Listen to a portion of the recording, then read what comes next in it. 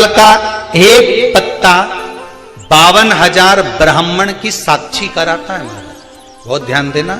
अच्छा एक बात बताइए कि कई लोग कहते हैं कि कई तुम जहां जहां जाते हो ना, ऐसे वो जिनके शरीर में ऐसे ऐसे लोग घूमते हैं और घूमने के बाद कहते हैं कि तेरी कुल देवी तुझसे रूठ गई, कहते हैं ना, तेरे से तेरा ये देवता रूठ गया, वो देवता रूठ गया, परमात्मा रूठ गए।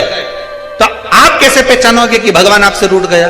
आप कैसे जान सकते हो कि भगवान आपसे रूठ गया? हमने देवी जी को धोख नहीं लगाई तो देवी जी नाराज हो गई, हमने पिताजी को धोख नहीं लगाई तो पिताजी नाराज हो गए, हमने वो देवता के ये नहीं करा तो वो नाराज हो गए। आपको कैसे मालूम पड़ेगा कि देवता नाराज होते हैं? देवता नाराज होते हैं। याद रखना, संसार में देवता अगर नाराज होते हैं तो कभी किसी का अहित नहीं करते। बहुत ध्यान देना इस बात पर, कभी अहित नहीं करेंगे देवता अगर नाराज होंगे। देवता नाराज होते हैं तो किसी का भोजन पानी बंद नहीं कर देते। देवता नाराज होते हैं तो किसी का खाना पीना बंद नहीं करवा देते। देवता अगर नाराज हुए हैं और आपको मालूम करना है कि देवता मुझसे नाराज हैं, तो कैसे मालूम करोगे? तो केवल एक काम करिएगा, अगर देवता नाराज होते हैं तो सबसे पहले आपकी पूजन पाठ छुड़वा देते हैं। क्या छुड़वाएंगे? रोज मंदिर जाती है, रोज माला उठाकर जाप करती है, रोज गीता जी का पाठ करती है, रोज दिया लगाने जाती है। 4 दिन 5 दिन 6 दिन 10 दिन अगर आप दिया लगाने नहीं गए, मंदिर नहीं गए, पूजन नहीं करी, तो समझ लेना कि देवता मुझसे नाराज हैं, इसलिए मेरा मुंह नहीं देखना।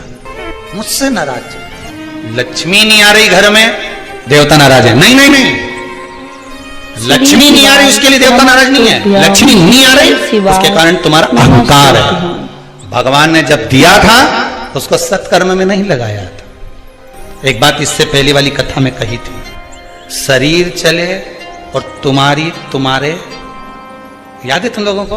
बस उतना याद कर लो, बहुत इतनी बात तुम लोग याद कर लोगे ना, तो आने वाले समय में 2-1 साल में तो तुम या हम बस इतनी याद कर लो। बस हर कथा में से इतनी निकाल लोगे ना तो थोड़ा तो यहाँ समझ में तो आए, लगे तो सही कि कथा अंदर गई। तो एक बार पहले कथा में, इससे पिछले वाली में की थी, 7 से पहले वाले में, कि तुम्हारे घर में चले और तुम्हारा शरीर चले, तब तक सारा दान पुण्य भजन तीरथ सब कर लो। और क्योंकि तुम्हारी घर में चलेगी तभी तुम दान कर सकोगे, सत्कर्म कर सकोगे, भजन कर सकोगे, शरीर सही होगा तो तीरथ कर सकोगे। अब शरीर ही साथ नहीं दे और घर में तुम्हारी नहीं चले तो कोई तीरथ होए कि दान होए? कैसे भजन कर? कुछ नहीं करना, पीपल का एक पत्ता, उस पत्ते पर थोड़ा सा चावल, पूर्णिमा की रात्रि को अपने हाथ में लेकर, अपने नयनों से लगाकर, शरीर पर से स्वयं उतारकर उसको दरवाजे के पास रख दीजिए। पूर्णिमा की रात्रि को पूर्ण होने पर उस चावल को दूसरे दिन सूंघ कर बहते हुए पानी में डाल दीजिए। महाराज कितने भी रोग से ग्रसित हो गए, पीपल का एक पत्ता 52,000 ब्राह्मण की साक्षी कराता है महाराज। बहुत ध्यान देना, पीपल के वृक्ष में स्वयं नारायण का, मेरे कृष्ण का वास है। स्वयं भगवान गीता के अंतर्गत कहते हैं कि मैं पीपल का वृक्ष हूं। नारायण 52,000 ब्राह्मणों का वासा एक पीपल के पत्ते में होता है। और आपको पहले भी कथा में कहा, बेटी गाय ब्राह्मण बहन ये सब काल का हरण करने वाले। और शिव का स्मरण करो। कई माताएं कहती हैं, गुरुदेव हमारे यहाँ पर शंकर भगवान का शिवलिंग नहीं है, तो क्या हम बाजार से ले आए? और हमारे यहाँ पर शिवलिंग है तो वो बड़ा है, तो क्या हम उसको पीपल के पेड़ के नीचे छोड़ आए? शिवलिंग है तो पूजन करो, नहीं है तो भगवान का जब स्नान कराओ, ठाकुर जी का कराओ, देवी जी का कराओ, जो तुम्हारे घर में भगवान है उनका जब पूजन कराओ, तो पूजन कराने के बाद में जब उनका स्नान कराओ, स्नान कराते समय थोड़ा सा भाव यही प्रकट कर लेना कि हम शंकर विश्वनाथ को, महाकाल राजा को, सोमनाथ को, मल्लिकार्जुन को, भीमाशंकर को, त्र्यंबकनाथ को हम जल चढ़ाएं। हे तो ठीक है, नी है तो देवताओं को बढ़ाने की जरूरत नहीं है। कारण क्या है? तुम तो कर लोगी सेवा, तुमसे तो सज जाएगी, पर आने वाली पीढ़ी करेगी। घर में सेवा उतनी ही करना, उतनी ही रखना जितनी तुमसे बन रही हो। तुम्हारे जाने के बाद घर के बहू बेटा भगवान को डलिया में भर के वृंदावन छोड़िया, ऐसा काम मत करना। जितनी बने उतनी छोटे रूप में सेवा करोगे तो पीढ़ी दर पीढ़ी चलती रहेगी। ज्यादा सेवा को बढ़ा दिया, श्री सुना नहीं, नमस्तु नहा के आओ, श्री शिवा, कपड़े बदल के आओ, नमस्ते। ये कर कर आओ, जाओ जरा। जितना तुम पूजन को, सेवा को, भजन को, कीर्तन को जितना हवा बनाओगे, जितना डराओगे लोगों को, वो उतने डरेंगे, उतने डरेंगे। सेवा को, भजन को, पूजन को कभी डराने का केंद्र मत बनाओ। ये तो भगवान की मस्ती का आनंद सुख है। लोटा भर के पानी भी अगर चढ़ा रहे हो, शंकर जी के मंदिर में जाकर जल चढ़ा रहे हो, थोड़ी गलती हो गई, भगवान से कह देना तुम्ही ने सिखाया है, हो गई तो हो गई, आप ही ने तो सिखाया, नहीं जानते थे। अब धीरे धीरे धीरे धीरे लोगों को शिव महापुराण सुनते सुनते मालूम पड़ रहा है कि शंकर की कैसे पूजन करना चाहिए, बेलपत्री कैसे चढ़ाना चाहिए, जल कैसे चढ़ाना चाहिए, धतूरा कैसे चढ़ाना चाहिए, चंदन कैसे चढ़ाना चाहिए, काली तिल कैसे चढ़ाना चाहिए। ये लोगों को ध्यान में अब आ रहा है धीरे धीरे। पहले नहीं मालूम था तो हो गई, गलती हो गई, स्वीकार, हमने गलती कर।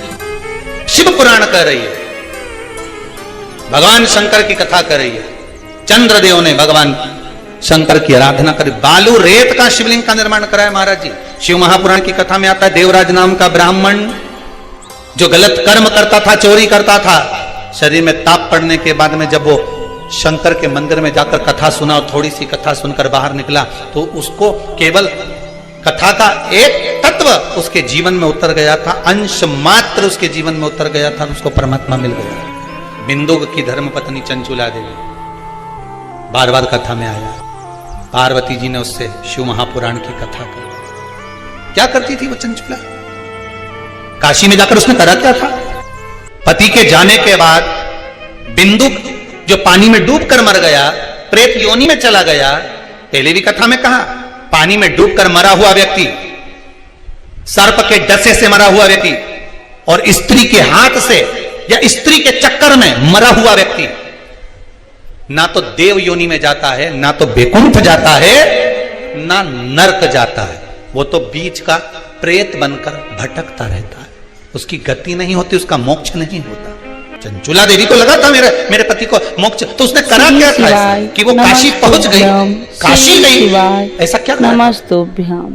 चंचुला देवी तो दिन रात फैशन में लगी रहती थी। कभी पति ने अगर धन लाकर दिया तो ज्यादा से ज्यादा पैसा वो खाने पीने में उजाड़ देती थी। कभी नहीं उसने दान करा, कभी नहीं धर्म करा, कभी पुण्य नहीं करा, कभी सत्कर्म नहीं करा, कभी कहीं सत्संग में नहीं गई, कथा में नहीं गई, कभी भजन में नहीं पहुंची।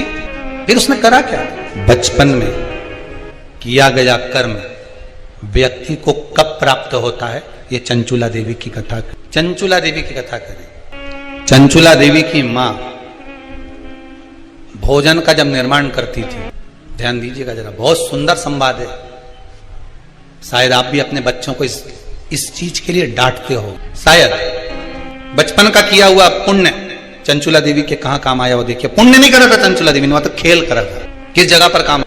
चंचुला देवी 6 वर्ष की कन्या, बिंदुक ब्राह्मण है, चंचुला देवी भी ब्राह्मणी थी, ब्राह्मण के घर में जन्म लिया है चंचुला देवी। मां जब चंचुला को पास में बिठा लेती थी भोजन कराते समय, तो आटे की लोई आटा जो उसना हुआ रहता उसको तोड़ लेती थी चंचुला।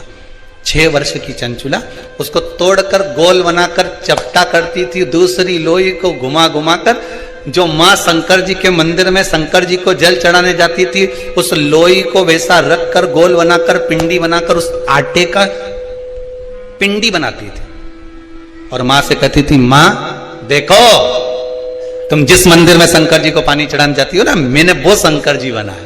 ये 6 साल की चंचुला, ये बच्चे आपके भी करते होंगे। जब माँ पापड़ बेलती, माँ जब पापड़ बनाती ना, तो छोटी छोटी लोई बच्चे छोटे छोटे से, हम भी बनाएंगे। और वो छोटा सा बच्चा लोई लेकर बैठ गया, घुमा रहा है, चिड़िया बना रहा है, तोड़ रहा है, फोड़ रहा है। चंचुला देवी ने भी ये करा। कई लोगों ने पूछा, गुरुदेव चंचुला का पति इतना पापी था, बेकार कर्म करता था, चंचुला कभी भजन नहीं करी, दान नहीं करी, पुण्य नहीं करी, सत्कर्म नहीं करी, कभी उसने अच्छा काम नहीं करा। नमस्तुभ्यम श्री शिवाय, नमस्तुभ्यम। पूरे स्वरूप के फोटो आप घर में लगाइए, पर अर्धनारीश्वर स्वरूप का फोटो कभी घर में नहीं लगता। कौन सा फोटो? जम के बोलिए जरा, अर्धनारीश्वर। भगवान शंकर का अर्धनारीश्वर स्वरूप का फोटो घर में कभी नहीं लगेगा, कभी नहीं लगाएगा। मंदिर में आप लगा सकते हो पर घर में नहीं। भगवान शंकर के अर्धनारीश्वर स्वरूप का दर्शन कर ब्रह्मा जी भ्रांति में पड़ गए। तब भगवान शंकर ने कहा ब्रह्मदेव अब सृष्टि की रचना करो। ब्रह्मा जी ने अपनी जंघा से मनु और शत्रुपा को प्रकट करा और उसके द्वारा जो सृष्टि की रचना करी, उत्तानवाद, प्रियवत, कन्या, देवहूति, प्रसूति, आकुति, इनके चरित्र आ गए महाराज। और इनके चरित्र में सर्व सुंदर चरित्र जो आया प्रसूति का आया। प्रसूति दक्ष प्रजापति के साथ में भी आई महाराज। दक्ष प्रजापति के साथ में प्रसूति का विवाह हो गया। माता प्रसूति के गर्भ से 60 कन्याओं ने जन्म लिया।